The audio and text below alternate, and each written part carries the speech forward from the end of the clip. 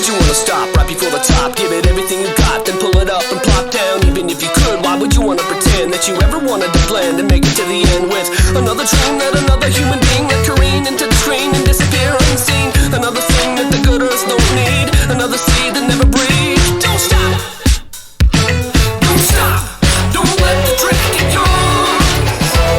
Don't stop.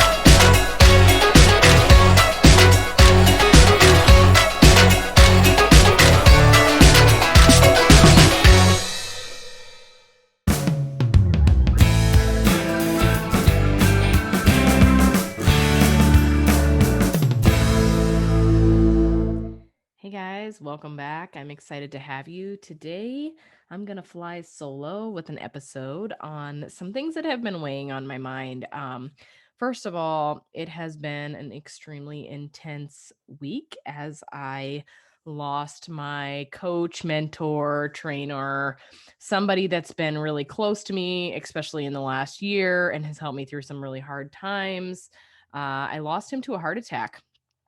And let me tell you, he was a big, huge bodybuilder, had pushed his limits his whole life. His health had declined due to that. And it really makes you step back and take a look at the sport and things that are going on in it. And even though he at this time was just kind of settling into normal lifestyle, even though he was a huge guy. Some of the things of his past came back to bite him. And so, anyway, I just want to say that if you think that, or you're competing in some form of athletic event, especially like, I mean, people think that it's just bodybuilding. It's really not just bodybuilding. We have triathletes out there. We have people that are runners. We have all of these things. If you are competing at an elite level in some kind of sport and you are pushing your body to the end, you are taking time off of your life.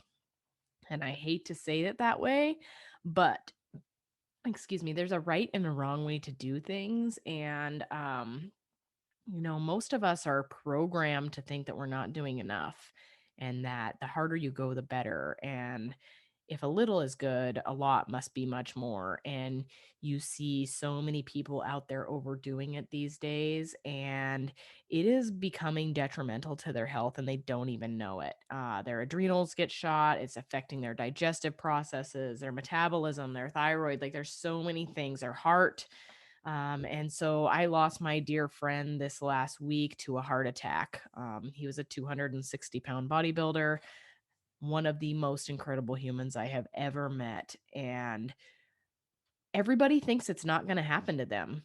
Everyone goes, and I see it. I see it with local bodybuilders. I see it with people that I'm close with, that I maintain contact with. I see it with people that I don't even know, but I see them in the forums that I watch, and they're like, oh, well, that wouldn't happen to me, or I'm doing this drug or that drug, and I'm running this fat burner or that stimulant stacked on this fat burner and that stimulant, and oh no, nothing's gonna happen to me. And I bet you at one point, my dear friend that is now gone from this world at only 54 years old probably said the same things. And I know him and I had multiple heart to hearts on the mistakes he had made in his past and how he wished that he hadn't gone down the roads he had gone down.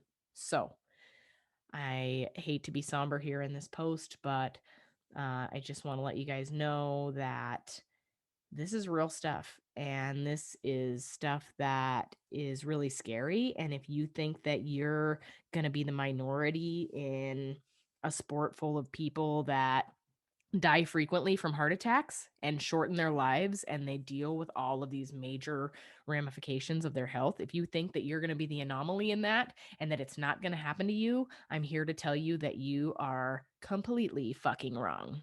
And excuse my language there, but I am 100% serious. You will not be the exception. That's not how it works. That's not how the human body works.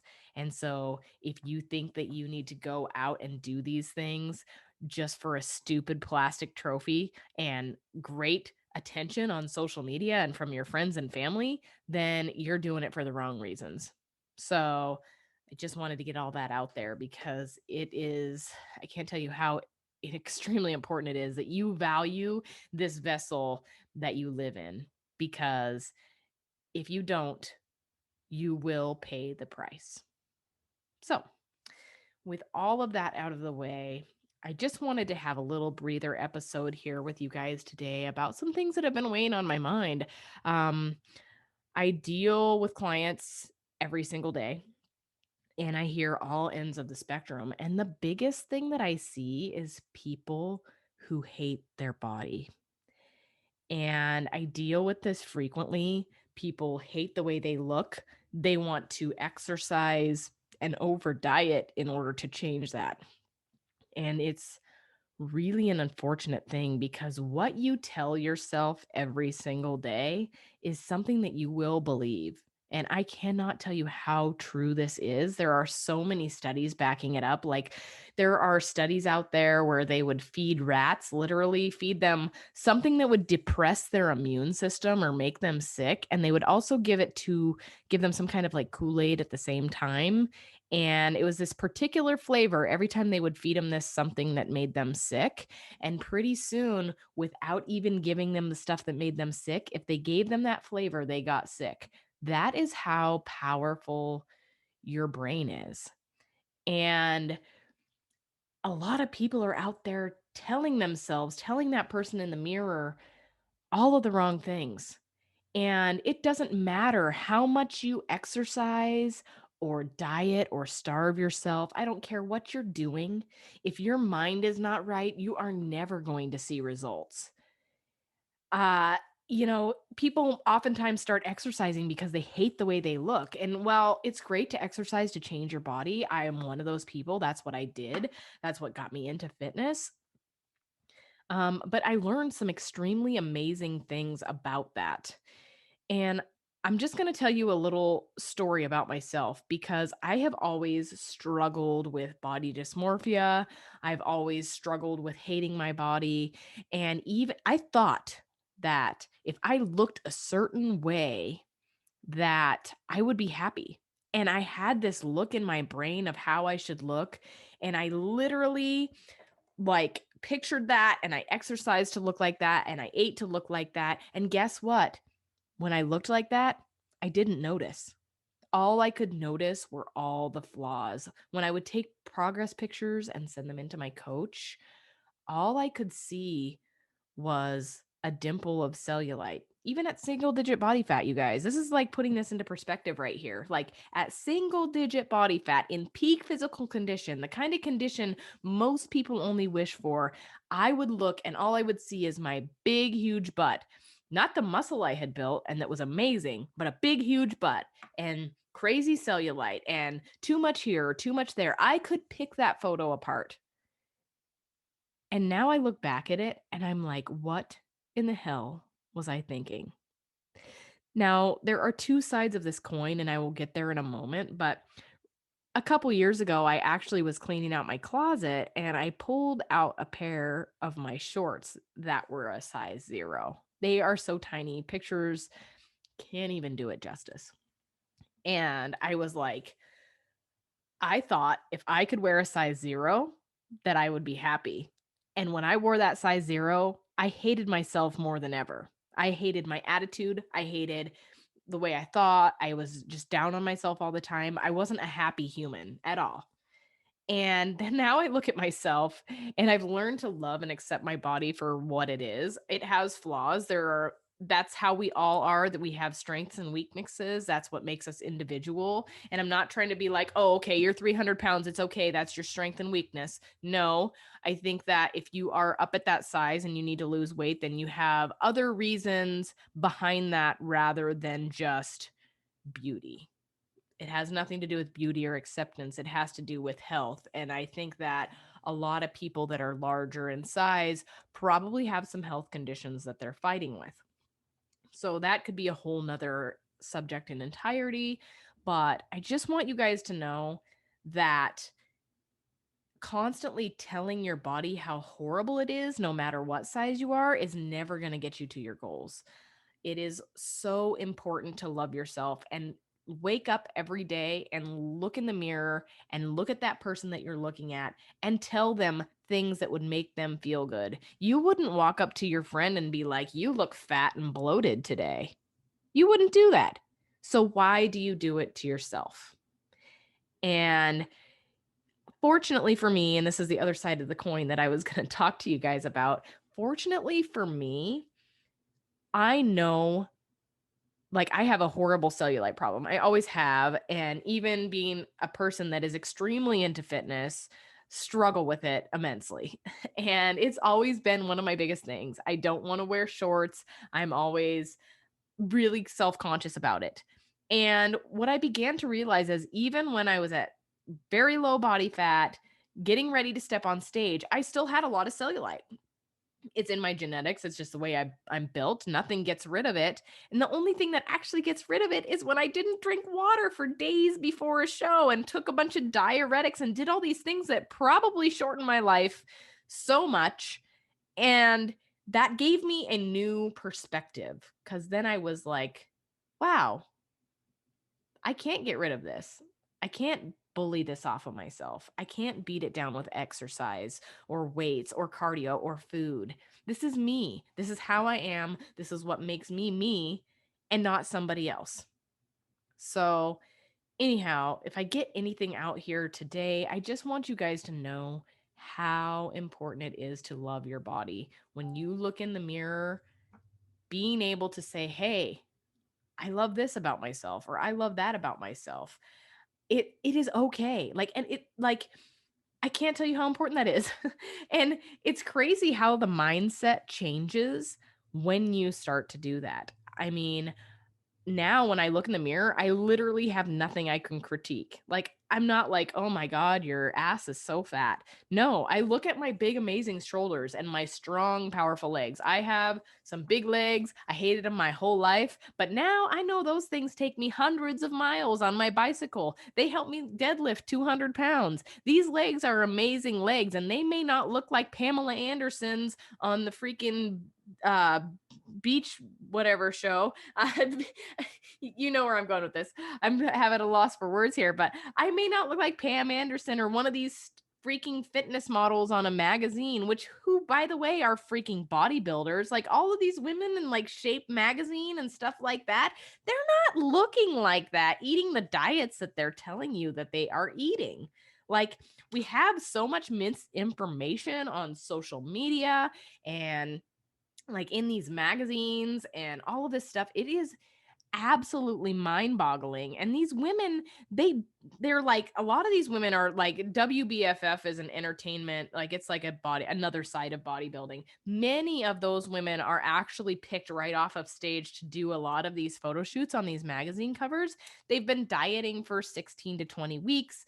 They are at a critically low body mass and they look amazing. I mean, I'm not taking away from any of their work or anything like that, but for the average person, that is not sustainable. And it's not even sustainable for these people. Most of these people have to chronically diet and do tons of exercise to sustain it. They're taking years off of their life. They have so many problems. Since I got into the fitness industry, I cannot tell you how many problems I see. It's crazy. Like more than the average Joe. Like these people have major digestive problems, amenorrhea, they don't have their cycle. Women with no cycle, that is a huge problem. Their thyroid is messed up. They have autoimmune diseases. And then top that with a bunch of body dysmorphia because they can't let their body even get out of single digit body fat because then when they see it, they think that they're fat when anyone else in the world would do anything to look like them. And I was one of those people.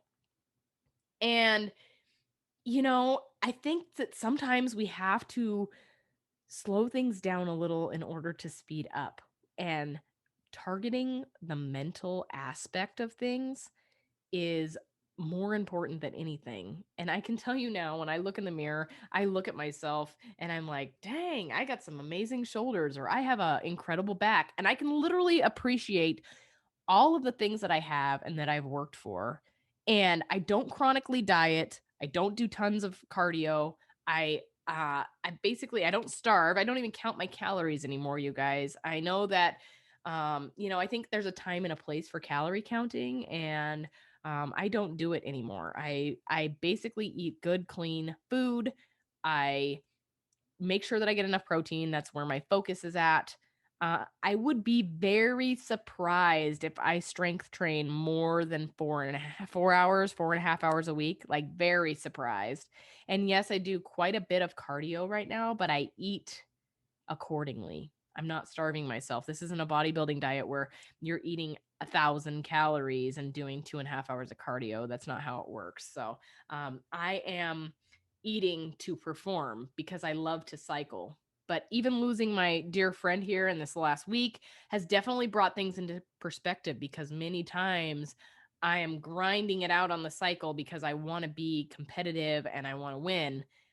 But how many days of your life are you going to grind it out before you are shortening your lifespan over a stupid medal that you get for some race, um, or the accomplishment of doing something? And I am not saying don't set goals, but I'm saying that how much time, like, are you going to spend grinding and not get what you need? So I can use kind of an example here as far as the grinding goes. And it was like, I couldn't take a day off because I'm so focused on getting to my goal that I would affect that goal. So basically, I can think of so many times, and it's not to say that I have neglected my family at all. I haven't. I've really worked hard to make sure that there was a great life and goal balance going on there. But how many times was I not able or not free to go do something because I had training going on? And an example of that is last year when I was cycling a lot. Like, there were a couple times where I had to get my long ride in for the day. And, that's one unfortunate part about cycling. It's a lot harder to balance than bodybuilding because it takes a lot of time.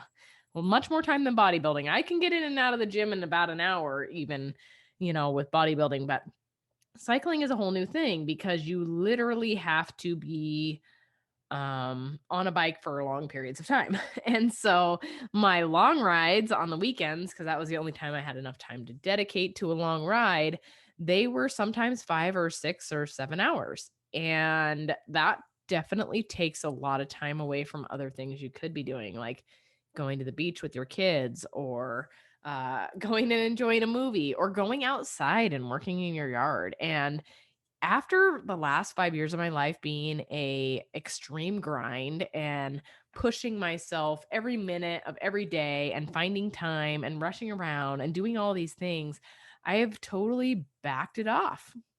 And what I've seen in that amount of time has been exponential growth, muscular wise, especially, which is kind of funny because you would think that going from working out in the gym, sometimes doing 2 a days, we're talking like 14 hours a week in the gym, to doing like 4.5 hours of lifting a day, or not a day, a week, would make you shrink like Honey, I Shrunk the Kids, but it's not the case. I have actually grown. My muscles needed that time for recovery.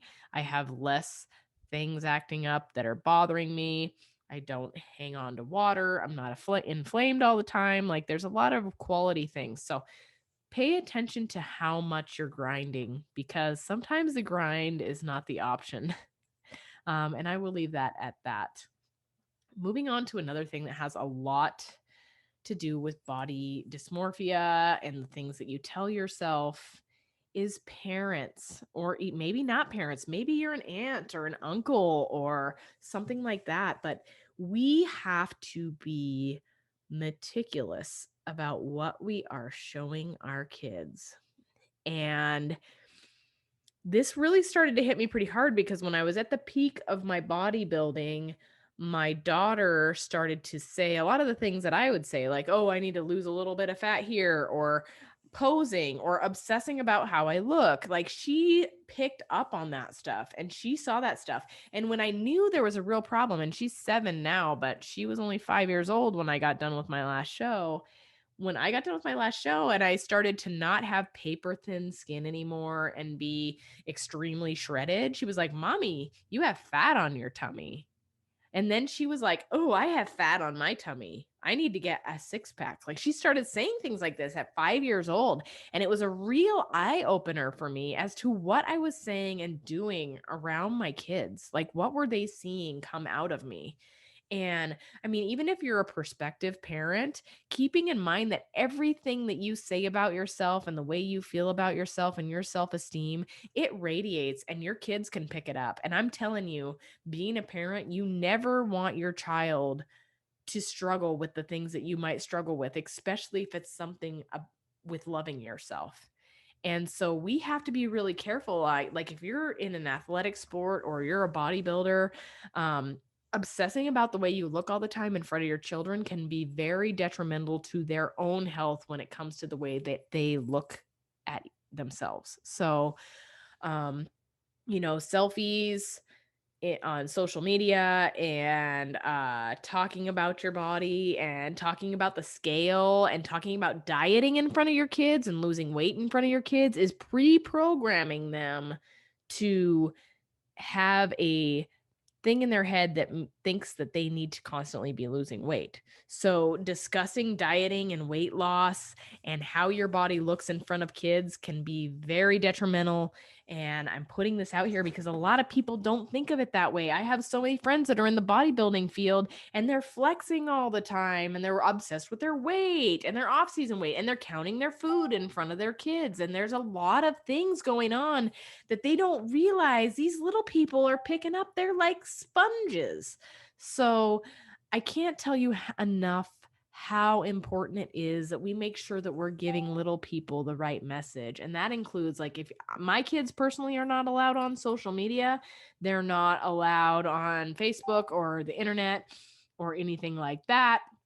But I can tell you that the things that they're seeing on social media also are very toxic to their brain. You're seeing lots of people that may look skinny and may proclaim to be a health coach or whatever fitness model, but you don't know what's going on behind the scenes. Like, is this person throwing up to try to look this way? They're uncannily skinny. I'm telling you, like, some people have the genetics, but for the most part, that is a hard place to sit, especially as a female. And our little girls are looking at this and they're looking at selfies and they're looking at all these filters and these fake eyelashes and this Botox and this revolution of beauty stuff that is taking things to the next level. And they are beginning to think that's how it should be and that it is natural. And it scares the living shit out of me because I don't want my little girl to suffer from thinking that she needs to change her body in order to be accepted by other people. So, if I leave you with only one thing with this podcast today, it is to love yourself. But when you and the people around you see that you love yourself, it's going to pay back dividends. I can't even tell you how important it is. So, I think I'm going to wrap up today's episode. I hope you found some value in it. I know it's a deep subject, and it's really hard, and I understand how hard it is to balance these things, especially when it comes to fitness and making goals and things like that. But if you are setting these goals to fill a void or feel accepted by people, or I understand, find a different way. Be accepted because of who you are and the things that you put out there and your kind heart. Don't worry about being accepted by what's on the outside. And I had a mentor in my life always tell me pretty is as pretty does. And, because of that, I try to be real and genuine and never be this person that I'm not. And I suggest you do it too. It's important. So anyway, guys, uh, if you want to look more into me and my stuff, please go find me on social media. I am at Connie Bigani on Instagram. I have Connie Nightingale Health and Fitness on Facebook. I also have multiple Facebook groups running. I have a fitness tips and motivation one that's incredible. contact me through any of those or on my website, www.connienightingale.com. I have a ton of amazing programs on there that are sustainable programs that you can stick with, and that can help you achieve your goals for less than $10 a week for some of them. So that's cheaper than a latte. It's cheaper than that daily coffee habit, and surely much more healthy for you. Also, if you're interested in some kind of custom coaching, reach out to me. I seriously cannot tell you how much I love helping people not just change how their body looks, but change everything from the inside out. It's something that I'm passionate about. And I have a very close connection with my clients, and I really love to be there for people. So, if you are interested in custom coaching, shoot me a DM anywhere, contact me via email or my website. I would be happy to chat with you or do a nutritional guidance consultation. I do them a lot. It's a lot of fun, you guys. So, anyway, check out my website, www.connienightingale.com. And until next time, guys, take good care of yourself, love that person in the mirror, and I'll chat at you next Monday.